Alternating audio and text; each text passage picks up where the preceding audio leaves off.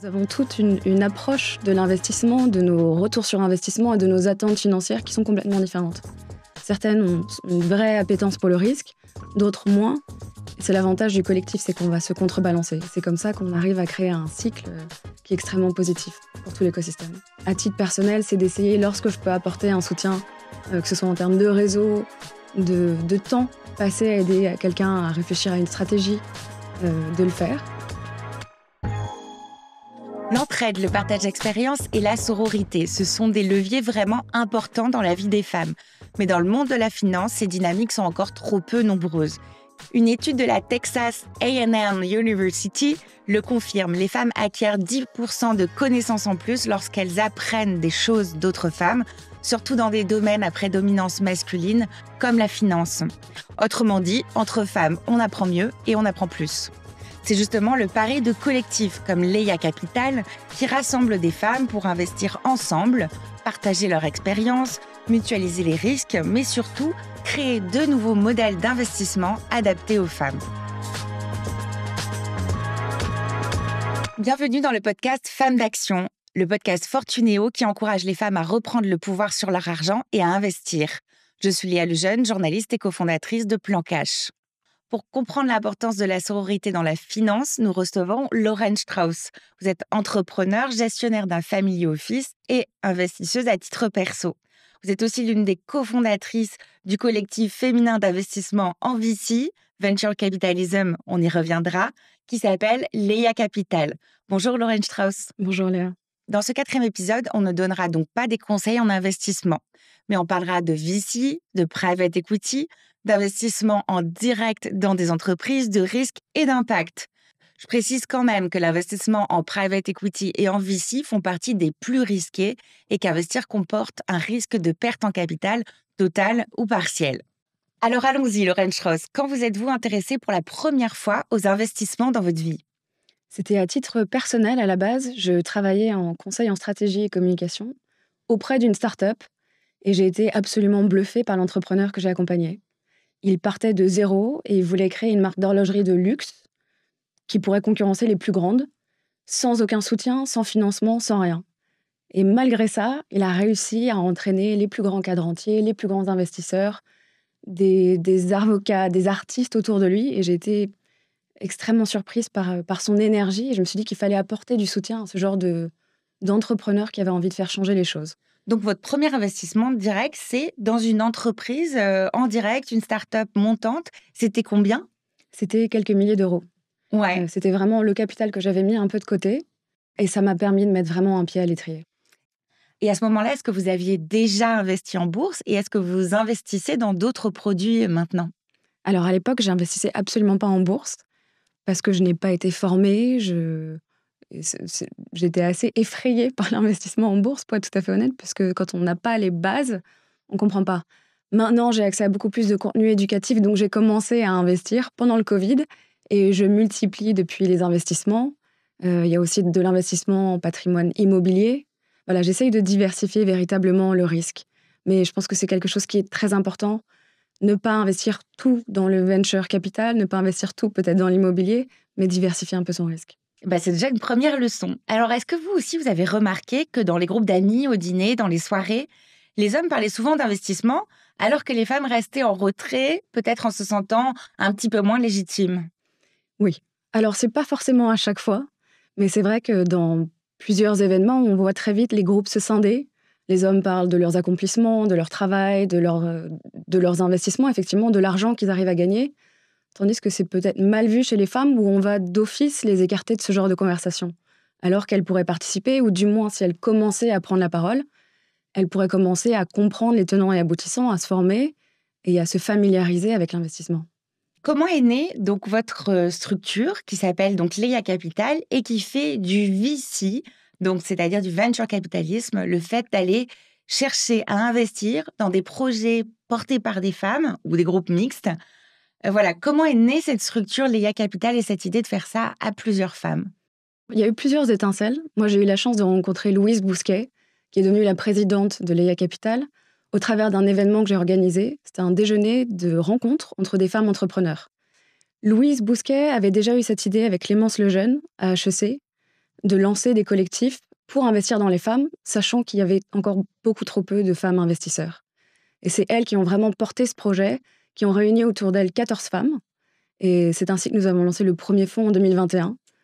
Et pourquoi vous vous êtes pas dit: «On va se joindre à un fonds qui existe déjà, dans lequel il y aura peut-être des hommes, peut-être des personnes mixtes, peut-être des entrepreneurs plus capés que nous?» Parce que si je décris un peu, Léa Capital, c'est aussi des entrepreneuses qui ont entre 30 et 40 ans, qui ont des entreprises de taille très différentes et de secteurs différents. Mais voilà, on est sur des personnes qui peut-être se lancent en même temps, dans cette aventure que l'investissement direct dans les entreprises. Justement, on parle parfois de stereotype fear, c'est-à-dire D'accord, la peur des stéréotypes. exactement le fait que des femmes n'osent pas poser des questions lorsqu'elles sont avec des hommes, parce qu'elles ont peur de coller à un stéréotype de genre. Donc la peur de passer pour une idiote, la peur de passer pour une hystérique, la peur, il y a beaucoup de peurs qui sont liées au stéréotype de genre. On se l'est jamais dit officiellement, ça a toujours été sous-jacent en réalité. Il y avait cette volonté commune d'apprendre en même temps, de s'éduquer ensemble.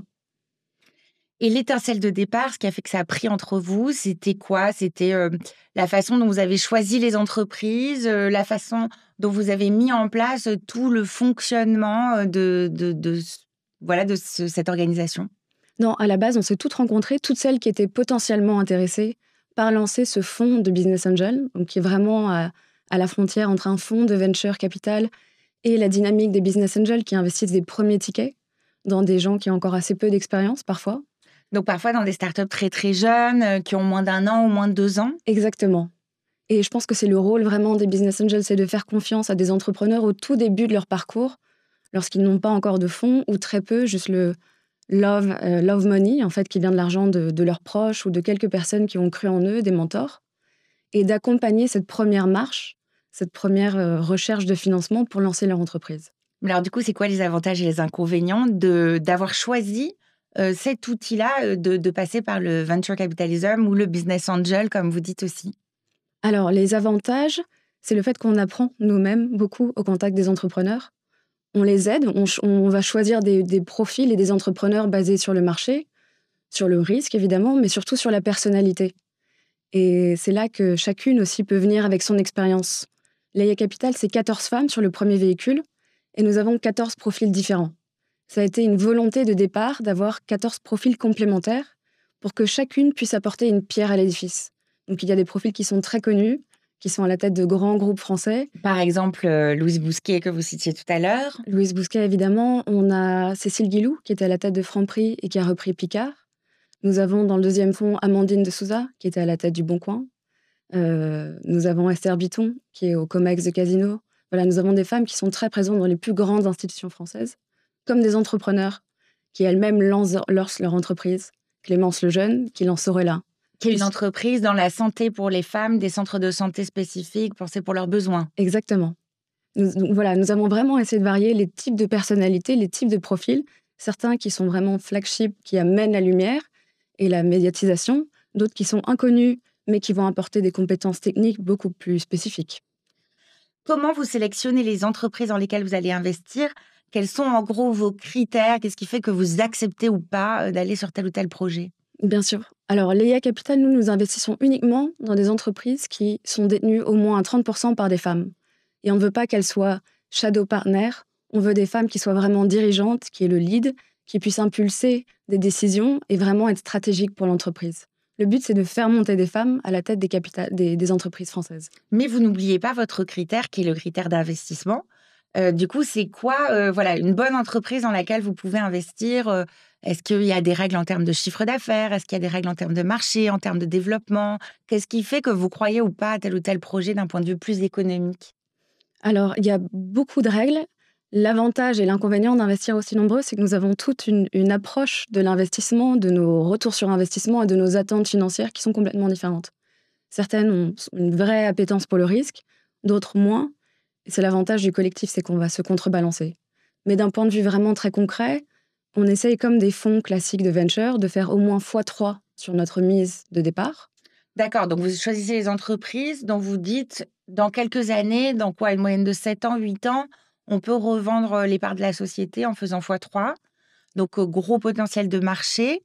Qu'est-ce qu'il y a d'autre comme critères, économiques? Quand on investit en venture capital, donc dans des jeunes entreprises, on investit en se disant qu'un jour, cette entreprise pourra soit être cotée sur un marché, donc cotée en bourse, soit qu'elle pourra être revendue. Des opérations de M&A qu'on appelle exit, les sorties. Et c'est ces sorties qui permettent d'avoir un apport en capital. Et c'est ça ce qu'on va essayer de chercher. Donc quand on regarde une entreprise, on va essayer de voir si elle pourra potentiellement être achetée par un grand groupe français ou international. Parmi les autres critères qui reviennent assez souvent, il y a aussi la question de l'équipe de fondateurs, parce que finalement, quand l'entreprise elle est très jeune, toutes les statistiques et tous les business plans sur lesquels on parie, c'est une chose, mais ce n'est jamais respecté à la lettre. L'équipe, je pense que c'est comme en politique, on n'investit pas forcément dans un programme politique, on investit dans la personne. C'est pareil pour l'entrepreneuriat et l'investissement. On va investir dans des équipes de fondateurs. C'est très important qu'elles soient complémentaires. Si on a 3 profils qui sont excellents à la tête de l'entreprise, mais qu'ils ont le même profil, qu'ils ont tous fait les mêmes études, c'est intéressant, mais il y a des risques qu'ils n'arrivent pas à se complémenter. Donc, ce qu'on va rechercher idéalement, c'est un profil qui est beaucoup plus business, drivé par les chiffres. On va aller chercher un profil qui est plus technique, qui connaît les fondamentaux technologiques de la technologie qu'il veut développer ou du produit, éventuellement.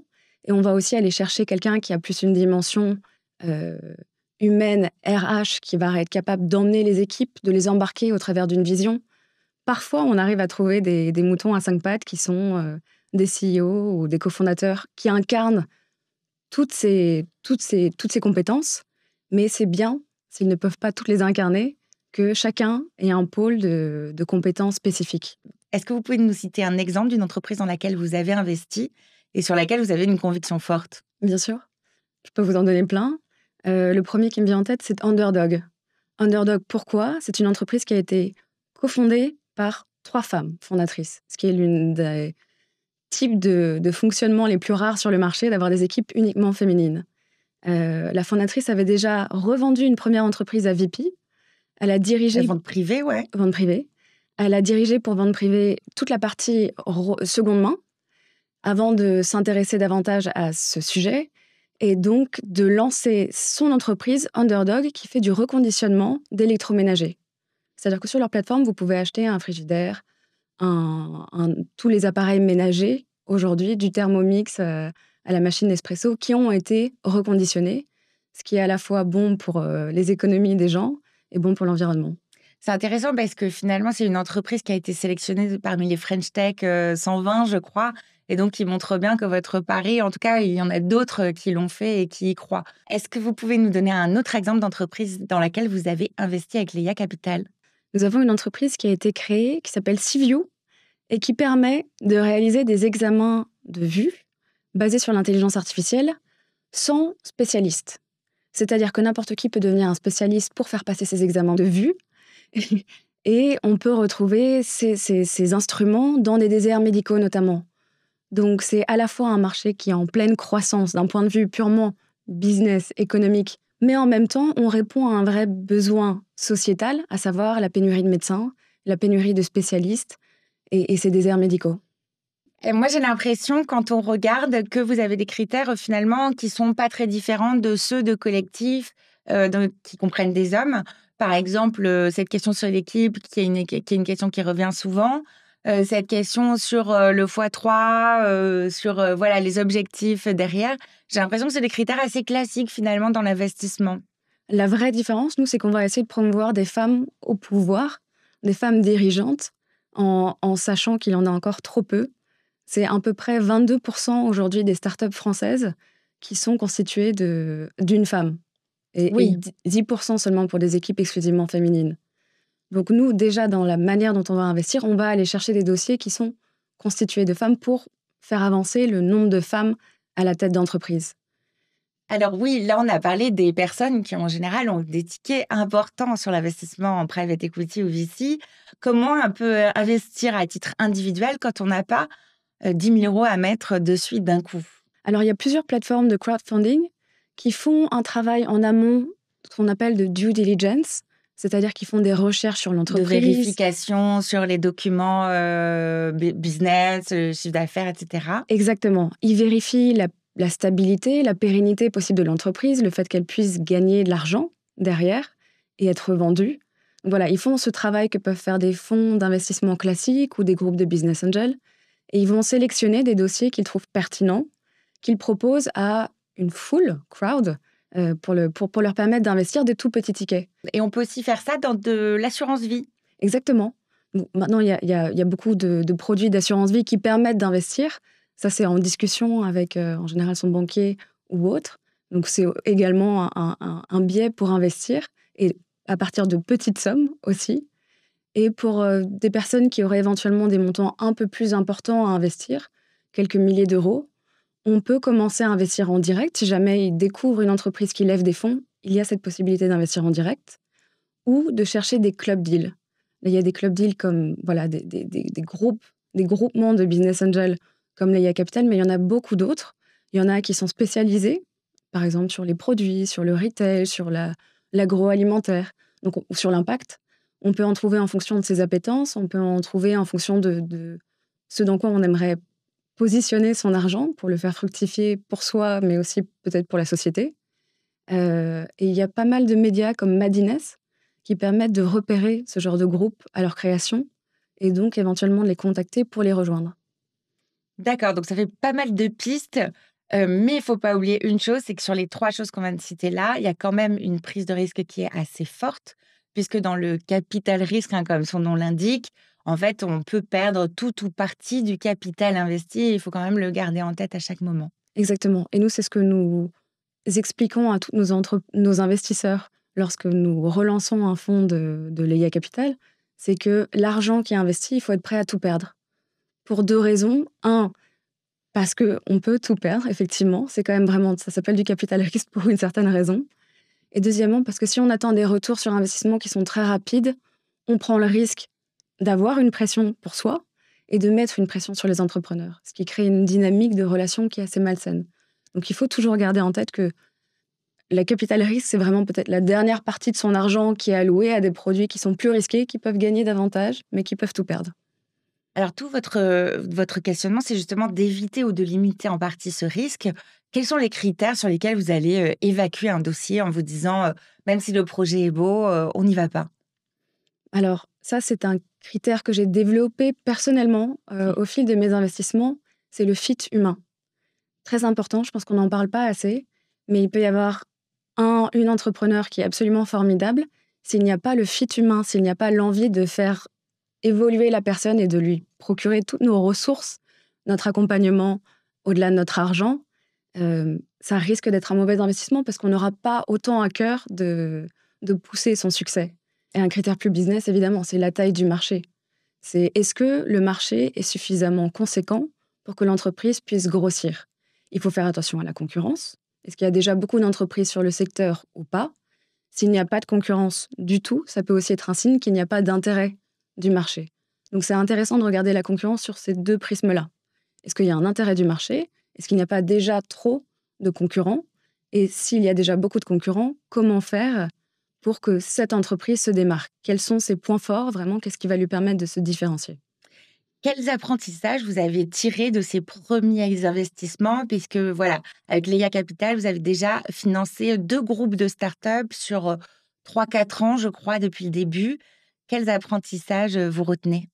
Il faut toujours être présente. Il faut faire attention notamment à un biais de confirmation. On a envie, quand on investit, que l'entreprise aille bien, que tout se passe bien. Mmh. Donc si l'entrepreneur nous dit que tout se passe bien, on a envie d'y croire. Il faut aller au-delà de ce biais de confirmation et il faut aller creuser un peu, poser des questions, aider les entrepreneurs à se livrer. Je pense que c'est ça ce qui fait un bon investisseur, surtout dans ces premières phases de vie de l'entreprise, c'est d'arriver à être à l'écoute et d'anticiper les problématiques possibles et leur fournir les conseils, le réseau, la stratégie nécessaire pour évoluer. Oui, finalement, avec cette idée que c'est pas une honte d'avoir des difficultés, au contraire, c'est un peu pour ça que vous êtes là. Exactement. Finalement, vous mutualisez les risques que vous prenez puisque vous êtes, 14 personnes. Donc 14 personnes, c'est aussi voilà, le groupe prend la décision en tant que groupe, vous mutualisez les risques. Ça se passe comment? Et comment ça se passe si, par exemple, une grosse partie du groupe est pour un investissement et 2-3 personnes peuvent avoir envie de bloquer? Bien sûr. Alors, personne n'a droit de veto. Nous avons décidé d'avoir une majorité des 2 tiers pour qu'un dossier passe. Donc, c'est quand même relativement conséquent. Sur le deuxième véhicule d'investissement, nous sommes 29 investisseurs. Nous faisons tout ça en parallèle de notre travail. Donc, 29 investissements, les 2 tiers de ces 29 personnalités qui soient en faveur d'un dossier, il faut vraiment que les entrepreneurs se montrent convaincants. Mais ça nous permet aussi, avec cette intelligence collective et cette approche collective, de déceler les risques potentiels.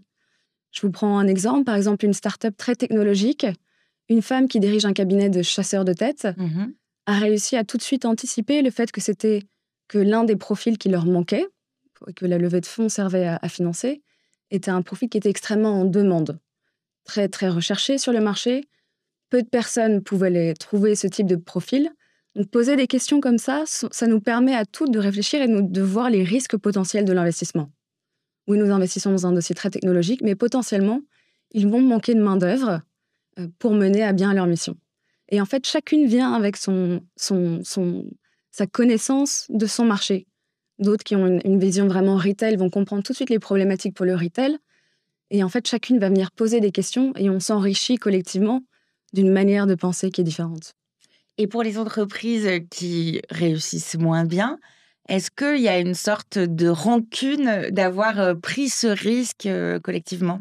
On peut avoir une frustration lorsque le dossier ne passe pas parce qu'on est convaincu que l'entrepreneur est capable d'exploser sur son marché et de faire un très bel exit et de créer une très belle boîte et de créer des emplois. Et donc, il y a une frustration qui est liée lorsqu'un dossier ne marche pas. Et inversement, lorsqu'on a des réticences, si un dossier passe quand même, mais c'est la loi de l'intelligence collective aussi, il faut savoir s'y plier. Depuis le lancement de Leia Capital, vous avez fait des émules. Il y a d'autres collectifs d'investisseuses en private equity ou business angel qui se sont montés. Qui sont-ils? Et est-ce que vous les avez entraînés là aussi à peut-être s'inspirer de votre modèle de fonctionnement? Alors, il y a Olympe Capital qui s'est créé quasiment sur le même modèle. Nous avons eu quelques discussions, mais nous sommes en plus dans des échanges de deal flow. En fait, lorsqu'on voit un dossier qu'on trouve intéressant, Voilà, deal flow, c'est vraiment l'inventaire, les dossiers qui vont arriver sur le bureau et qu'il faudra étudier ou pas. exactement, de dire attention, là, il y a vraiment un dossier qui est intéressant, un talent, une équipe de fondateurs qu'on trouve vraiment atypique et on pense qu'ils ont une chance de réussir. Regardez ce dossier aussi. Et justement, c'est plus de l'échange des bons dossiers pour aider les femmes pour avoir plusieurs collectifs autour des mêmes groupes d'entrepreneurs. Et c'est génial, c'est le but de ces investissements, il en faut plus. Il faut plus de club deal, aussi bien autour de la sororité, mais de club deal en général, pour s'aider par cette diversité en fait, des profils. Alors justement, ça dépasse les clubs deals, les clubs d'investissement. Cette forme de sororité en finance ou en entrepreneuriat, elle existe de plein de manières. Là, on parlait de quelque chose quand même assez formel. Mais en parallèle, par exemple, nous deux, on fait partie du même groupe WhatsApp qui s'appelle Les Lyonnes. C'est un collectif plutôt informel. Et on a beaucoup des collectifs ou des associations d'entrepreneurs ou d'investisseurs. Qu'est-ce qu'elles apportent selon vous par rapport à ce qui existe pour l'éducation à la finance ou le conseil financier classique? Elles aident sur d'autres points. Parfois, il y a des enjeux qui sont professionnels, mais il y a aussi beaucoup d'entraide sur la charge mentale, je trouve, qui pèse beaucoup sur les femmes. Il y a beaucoup d'échanges aussi, de collaboration sur des enjeux du quotidien, de trouver un médecin, de trouver euh, un appartement, de trouver un plan de mise en sécurité de quelqu'un qui a une problématique précise. Et je pense que ces groupes sont importants de ne pas agir que sur le professionnel, mais aussi sur le personnel, parce qu'on ne peut pas se développer professionnellement si ça ne va pas personnellement, ou c'est en tout cas beaucoup plus difficile. Donc ces groupes permettent d'apporter une réponse. Oui, on peut pas complètement, oublier, nos soucis, sur les horaires de travail, c'est sûr. Dans ce type de groupe ou sur les réseaux sociaux, notamment sur, Instagram, hein, qui est très utilisé, par les créatrices d'entreprises, il y a un discours, décomplexé sur le fail, sur l'échec qui est apparu. On partage ses échecs pour inspirer les autres, pour rassurer, pour démystifier. Est-ce que vous le faites vous aussi, vous participez et pensez-vous que ce soit efficace pour, empêcher les autres femmes de faire les mêmes erreurs que nous, en matière, par exemple, d'entrepreneuriat, mais aussi d'investissement? Bien sûr, je pense que la vulnérabilité, c'est le premier outil de cohésion sociale. Ça permet de s'identifier à quelqu'un, ça permet de se rendre compte qu'on n'est pas seul à partager des difficultés. Ces groupes d'entraide, pourquoi ils marchent? C'est parce qu'ils permettent aussi de partager des choses qui sont plus personnelles. Il y a une vraie différence de mentalité entre les États-Unis ou la France, où aux États-Unis, on parle énormément de ses échecs, d'une manière presque glorifiée. En France, c'est encore assez lent à se mettre en place. Mais petit à petit, on voit cette nouvelle génération qui prend le lead et qui ose parler de ses échecs, effectivement. Et dans l'investissement en particulier, est-ce qu'il y a une vertu à parler d'échecs? Bien sûr, c'est à partir des échecs qu'on va apprendre. En général, on a une communauté, par exemple, pour nous, entre tous nos entrepreneurs. Les entrepreneurs vont nous partager leurs échecs. Typiquement, elles ont essayé de... On va prendre un exemple. Elles ont essayé d'aller uniquement sur le B2G, c'est-à-dire le business to government. Aller chercher l'argent public. Exactement. Et ben, ce genre d'entreprises ont des temps pour closer une vente qui sont considérables. Le problème, c'est que ça démotive les équipes en même temps.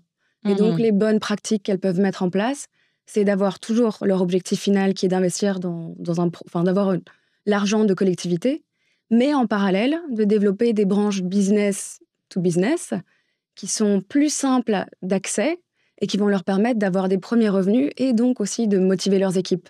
Typiquement, ce genre de retour d'expérience, c'est extrêmement précieux pour nos entreprises. Et je pense que dans certains groupes, on partage que les succès. Or, en réalité, c'est vraiment des échecs qu'on va pouvoir apprendre.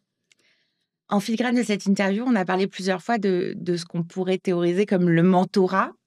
Selon un ouvrage d'économie comportementale qui s'appelle What Works, qui vient de la chercheuse Iris Bonet de Harvard, le mentorat, c'est vraiment une des méthodes de lutte contre les inégalités femmes-hommes qui marche dans les faits sur le long terme, en permettant à des femmes d'avoir de l'ambition, de monter les échelons et puis d'écouter finalement les critères, l'expérience des autres et d'apprendre plus vite en fait. Pensez-vous que cela marche aussi bien en investissement qu'en entreprise d'avoir un ou une mentor? Oui, je pense que c'est toujours intéressant d'avoir un ou une mentor parce qu'ils ont justement cette vision beaucoup plus large et souvent cette expérience qui permettent de partager les échecs. On revient toujours à la vertu des échecs. En partageant les échecs, on aide les autres à ne pas les faire et à gagner du temps. On va pouvoir, avec un collectif, des collectifs, diversifier notre risque, apprendre en investissant dans différents types d'entreprises, des entreprises qui sont beaucoup plus par exemple dans l'agroalimentaire, qui vont avoir moins de marge, peut-être moins de croissance, mais qui sont plus stables et qui vont avoir un certain type de croissance. On peut investir dans des entreprises techniques, technologiques, extrêmement risquées, dans l'intelligence artificielle, dans le quantique ou autres. Ça sont des entreprises chaque typologie d'entreprise va nous permettre d'apprendre. Et des mentors, des investisseurs qui ont déjà investi dans ce type d'entreprise vont nous permettre d'éviter les écueils majeurs. Alors, au-delà de l'investissement et au-delà de l'entrepreneuriat, vous pensez que vraiment la sororité, c'est important dans tous les domaines professionnels, sociaux et autres? Bien sûr. Il y a une association qui est vraiment précurseur dans le domaine en France, c'est Sista. On a la chance de pouvoir travailler pas mal avec elle. Sista, qu'est-ce qu'ils font? Ils font des plaidoyers pour qu'il y ait plus de transparence au niveau public sur les informations qui concernent les fonds, les levées de fonds, l'investissement. Ils ont fait signer une charte à beaucoup de fonds d'investissement, de venture, pour qu'ils s'engagent à avoir plus de femmes dans leurs équipes d'investissement. Pourquoi? Parce que les femmes vont avoir un regard différent sur une équipe féminine ou masculine et que, naturellement, en fait, le fonctionnement humain fait qu'on a tendance à investir dans des gens qui nous ressemblent. Donc, des hommes vont avoir plus tendance à investir dans des groupes d'hommes. Les femmes vont peut-être pouvoir investir davantage dans des groupes qui leur ressemblent des femmes, mais souvent un peu moins biaisés ou qui vont peut-être faire plus de travail sur leur biais cognitif. Sista a aussi un fonds qui a été lancé en 2024 et qui investit comme Leia Capital dans des entreprises qui sont mixtes ou fondées par des femmes. Oui, mais sur un cycle de développement un petit peu plus avancé, donc que Bien ce que sûr, vous bien faites sûr. vous. Nous, on intervient plutôt en amont.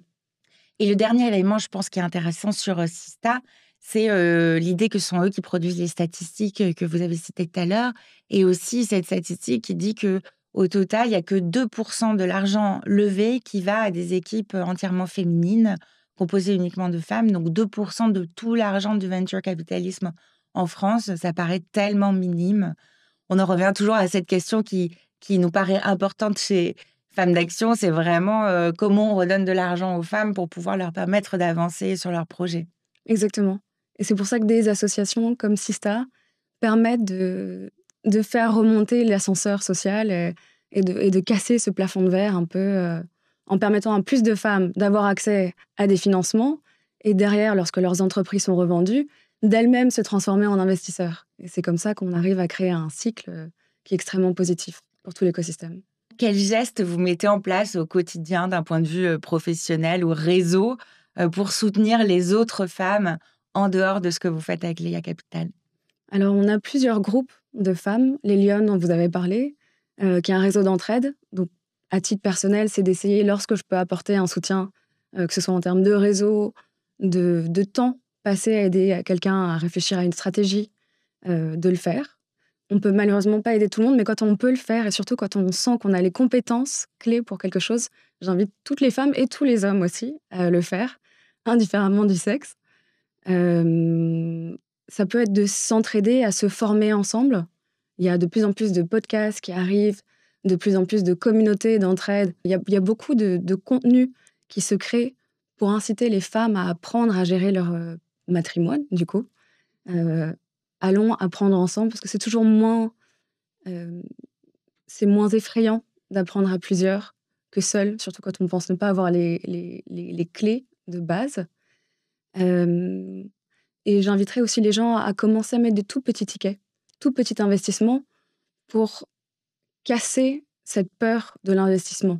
On n'a pas besoin d'avoir des dizaines de milliers d'euros sur un compte pour pouvoir investir et ça permet de démystifier.